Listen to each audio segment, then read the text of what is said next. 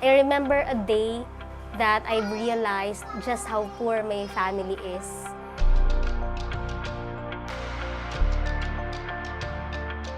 It was lunchtime and my friends, my classmates, are talking about all the appliances that they have at home. And I thought to myself that we don't have any appliance at home. I thought that I would have to make a lame excuse to get away from them so that they won't have to ask me about it and I don't have to lie.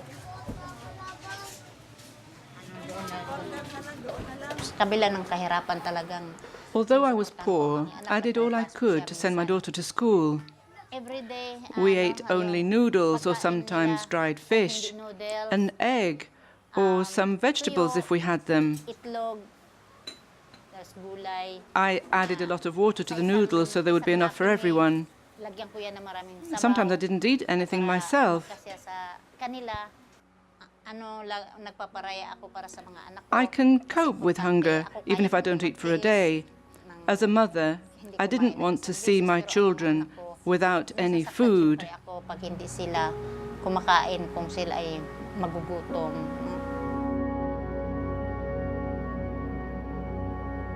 I remember that my mom couldn't pay the rent and the owner of the house decided to remove the ladder from our house because we were living in the second floor.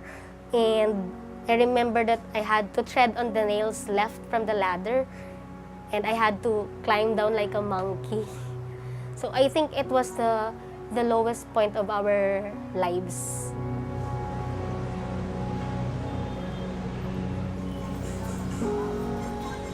Our neighbor worked at Bukas Palad and she went to our house and offered to my mom if I could attend the feeding program of Bukas Palad since she saw that I was quite thin for my age.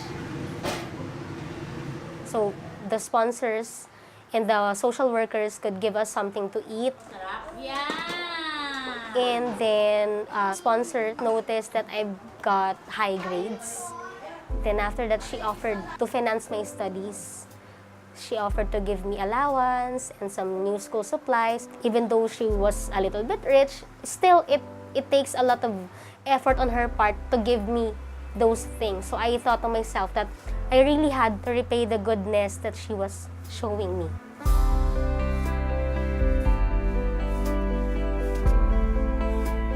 I had this desire to be the best version of myself.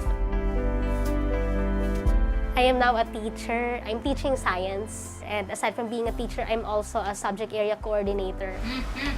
My lover head. Doon sa kahirapan, hindi para sa Being poor does not mean that you cannot help others. We could not give money, but we found many ways of doing little acts of love for our neighbors.